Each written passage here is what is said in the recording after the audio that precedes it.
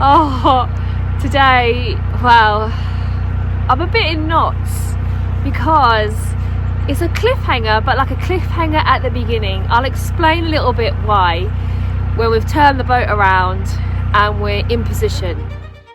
We are on a quiet, pretty little dead end called Hebble Brook, but we are hoping to get onto a brand new waterway called the Calder and Hebble Navigation, which is here on my map. What you can't tell from looking at it like this is this navigation isn't built for a 60-foot narrowboat like Alice Grace.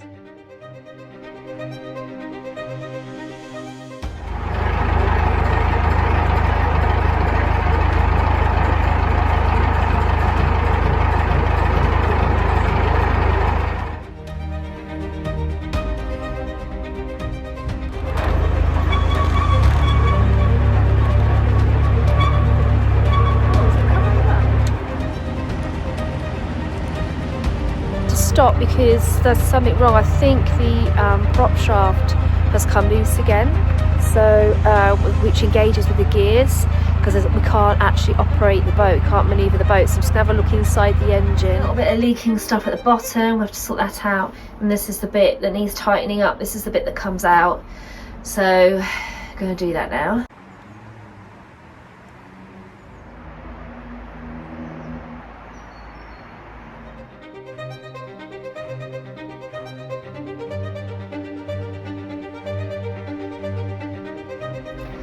Tightening it and pulling it towards me.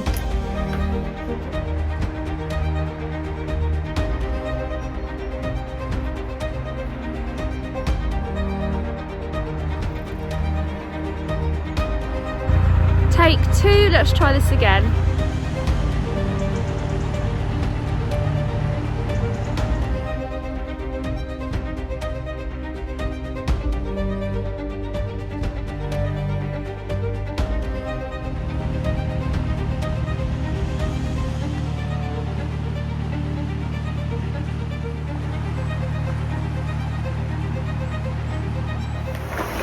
Seth, we need to concentrate.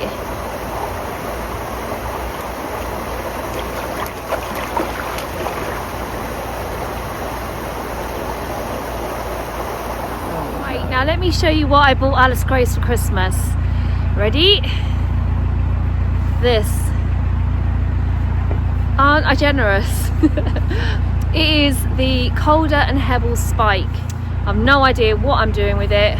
No idea how to use it, but let me talk about the cliffhanger now that we're in the right position.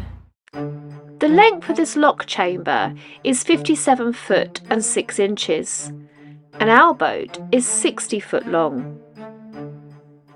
And because we're going down in this lock, there's a possibility that we could get caught on that shelf called the sill at the back.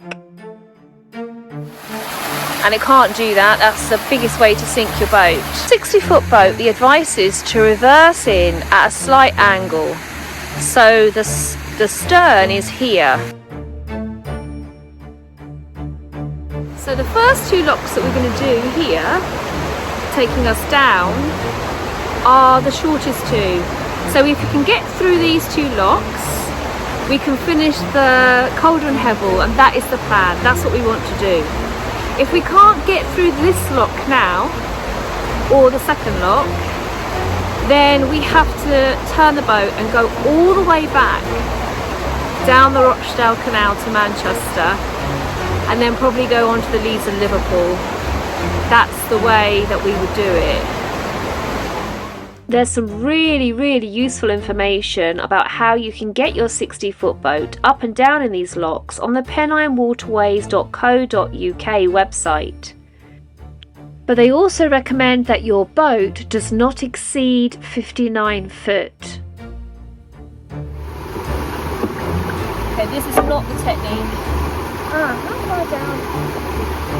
Like that. Oh yeah, look, it moved. Yes, it moved. Get it into the next slot. Oh yeah. Oh my gosh, I need to get better at this. What I'm attempting to do here is lift the paddle using the spike, and then that will let the water from outside the lock chamber into the lock chamber to fill it up.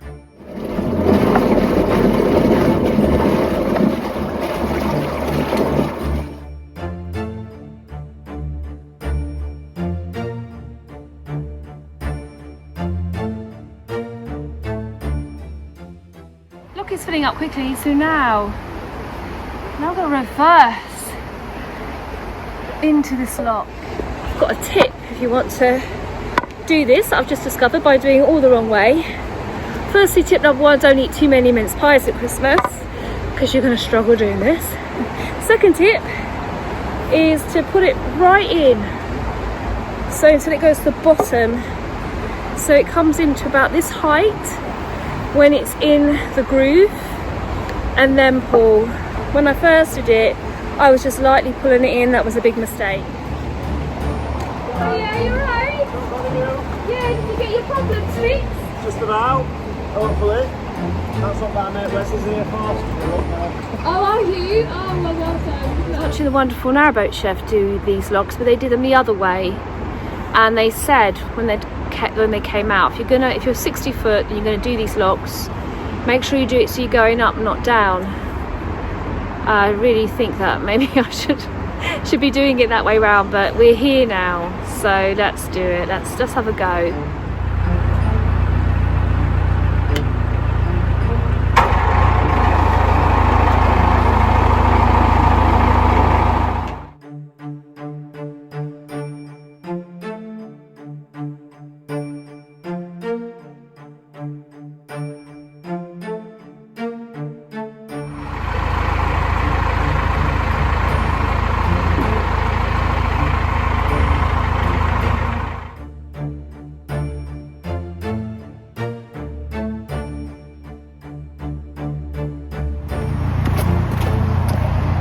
So now you can see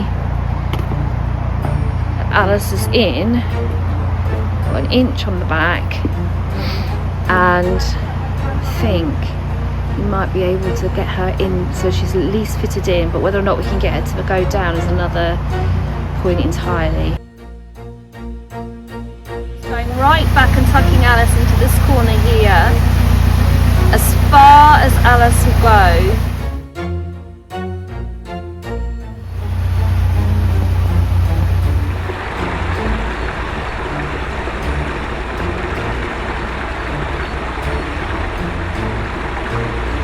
I'm just holding on here and keeping it in this position. Okay, we're halfway down, so we're still not at the seal. The seal is the crux point in this.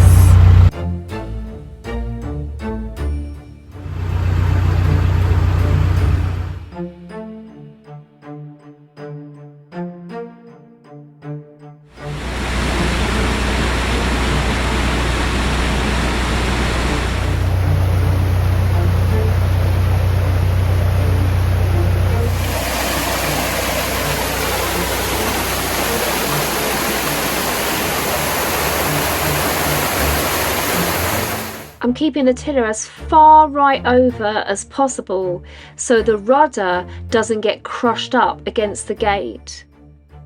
And we're doing this so slowly with the tiniest lift of the paddle gear so that the water empties in a really controllable way. The problem now is how to get out, because obviously I can't get out this way. So it's about going forwards to get out.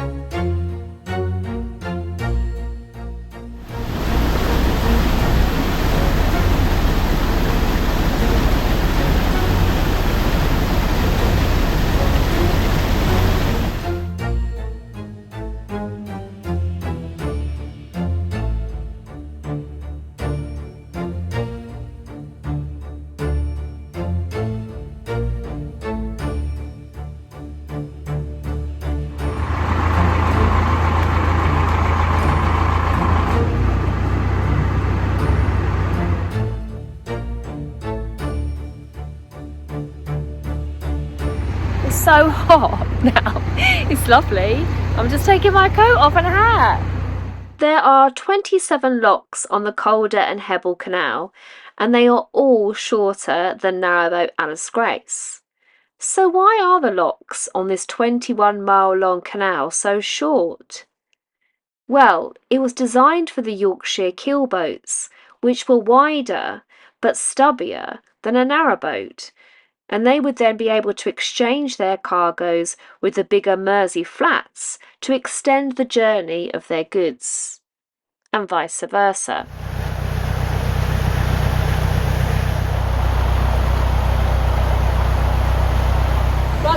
The rudder is wedged on the lock gate, but I managed to shove it off and squeeze the boat out. At least now I can turn to face the right way round, as the lock should be easier to get through from this point on.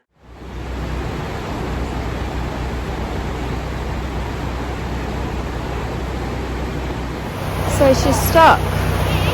It has emptied, but I think that's just a natural leak. I don't think the guillotine gates are working or the paddles, and it's all electrical and there's no manual default, so yeah, she's just stuck in here. Okay, so a CIT guy had just pulled up in the car park to empty the bins or check on the bins, so I ran over to go and see him and said, can you help, please?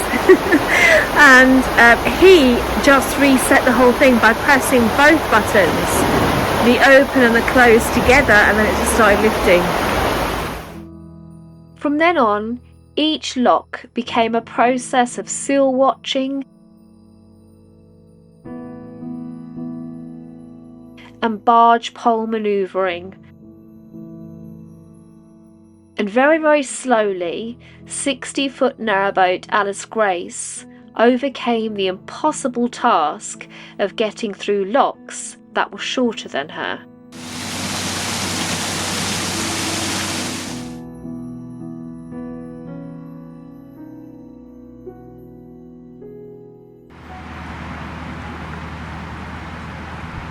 Do you know what? I never cease to be amazed by Narrowboat Alice Grace, because if she was a human being, she'd make an amazing Prime Minister. She takes no rubbish, nothing phases her. She leads by example. She puts up with the bad times. She puts up with me. Honestly, this boat, I would not swap her for the world. Even if you gave me £1 million, I would not buy another narrowboat. I would keep Alice Grace, and I'd keep the £1 million. If you want to give me £1 million, I've got a little link in my description of my vlog. That's just a joke. Hi. This is stunning. What a gorgeous light. We're here on the map in Elland, and we're trying to get to Cromwell Bottom Nature Reserve. This area once had a bustling wharf and was a town busy in producing textiles, bricks, sweets, stone, coal, as well as being a hub for engineering. But now today it's peaceful and quiet.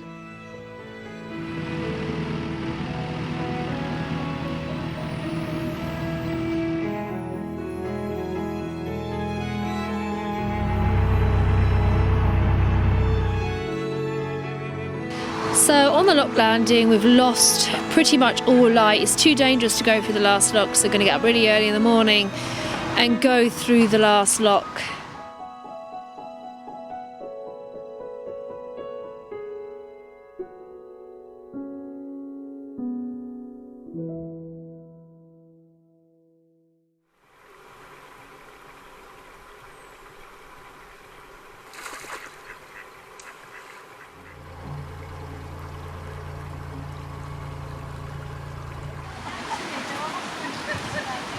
This morning I'm going to go into this nature reserve with Zephyr and see what amazing things I can find.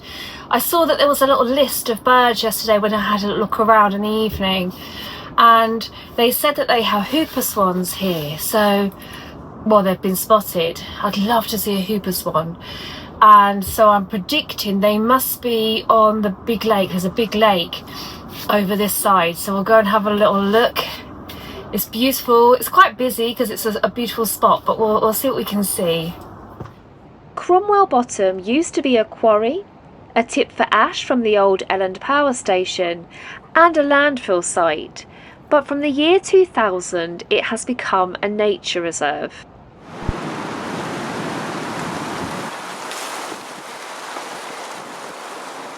From the moment I walked into the nature reserve, I noticed how exceptionally friendly all the robins were. So this robin knows you, I think, doesn't it? No. You don't. We just saw it and it just stopped there for a while. But yeah, the other week we were coming past. Yeah. And it flew around in front of me. Well, that was exciting. So I'm going to bring some seeds and look out for that bird this week. Look out for that robin. It's beautiful here.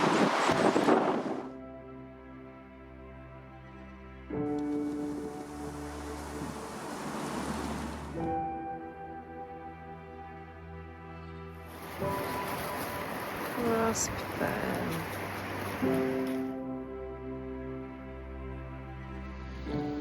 There are so many ancient stories from many different cultures about the magical properties of ferns and their seeds.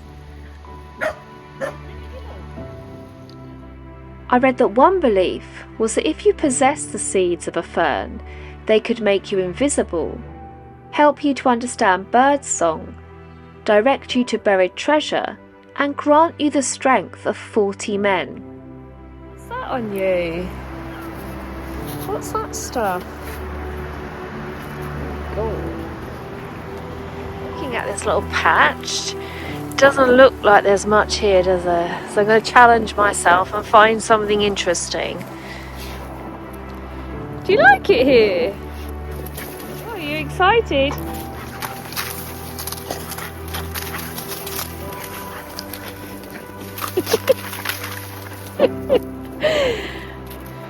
That's a cheeky face.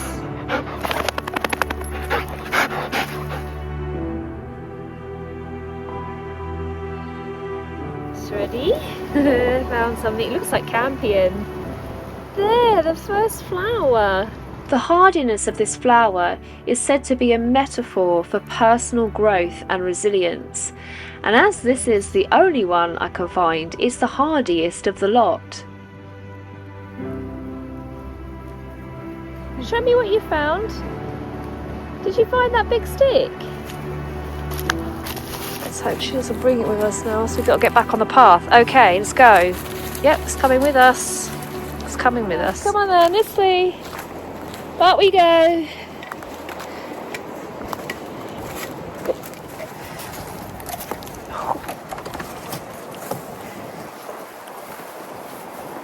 Got some berries here. This is Tutsonberry. This is Zephyr still with a stick. This is also called the balm of the wounded warrior because of its healing properties. And legend goes that the berries sprang from the blood of dead Vikings. Right, so here's my pot of seeds. And here's my robin, but further along, what's that? Oh, there's another bird. It's coming, look. I fed the birds 3 days in a row as I walked around the nature reserve. They came really close, but not straight to my hand.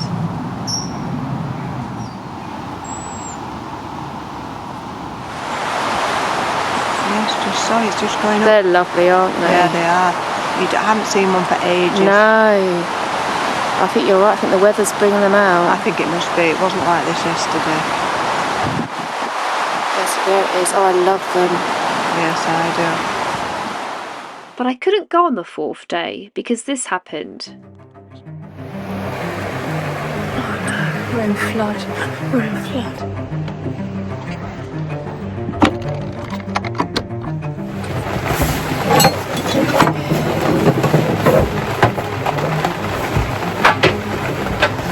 Here's the situation. You can't see how deep the water is. You can't see anything, but the canal has gone over the towpath and we've risen above where the edge of the towpath is, and next to us alongside you can see that the River Calder is about to burst its banks.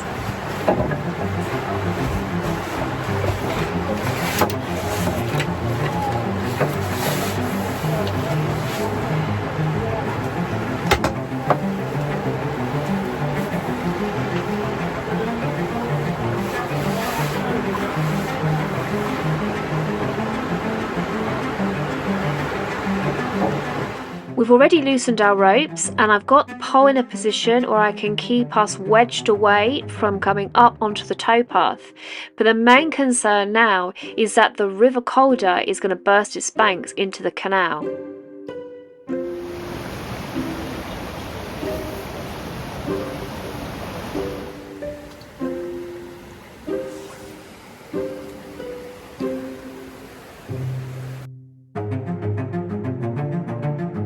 Okay, this is the situation now. We're all just waiting and we're judging the situation minute by minute. And then it also looks like there's some sort of breach in the towpath as well.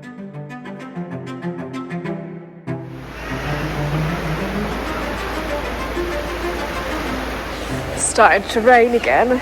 This is really... I didn't think it was going to rain anymore, but it looks like it's starting to rain just when we started to see the path again here. So there was hope that it was all starting to drain away, but now it's raining again. Yeah.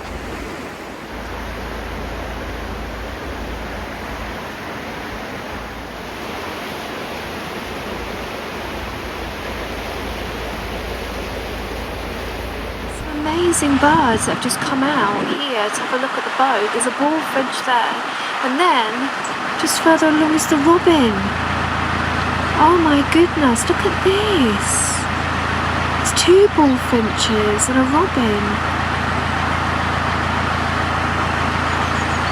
Oh wow, I'm gonna hold, this gives me some hope.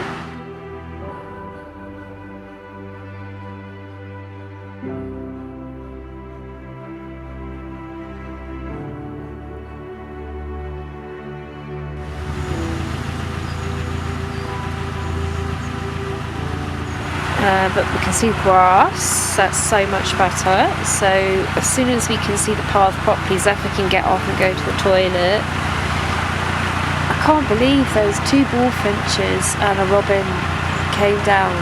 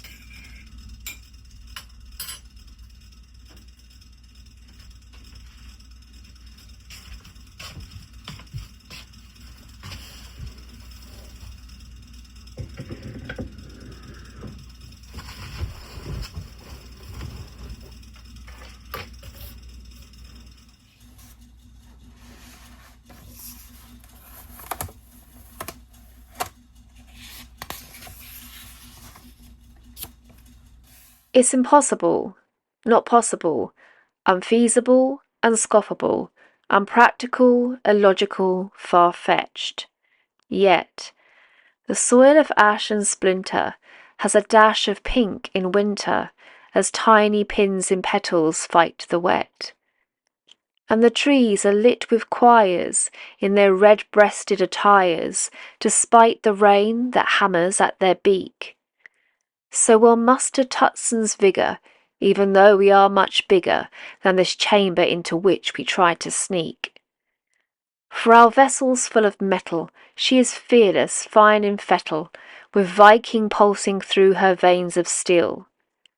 So it's feasible, we're squeezable, our dream is now achievable, as long as we don't get stuck on the sill.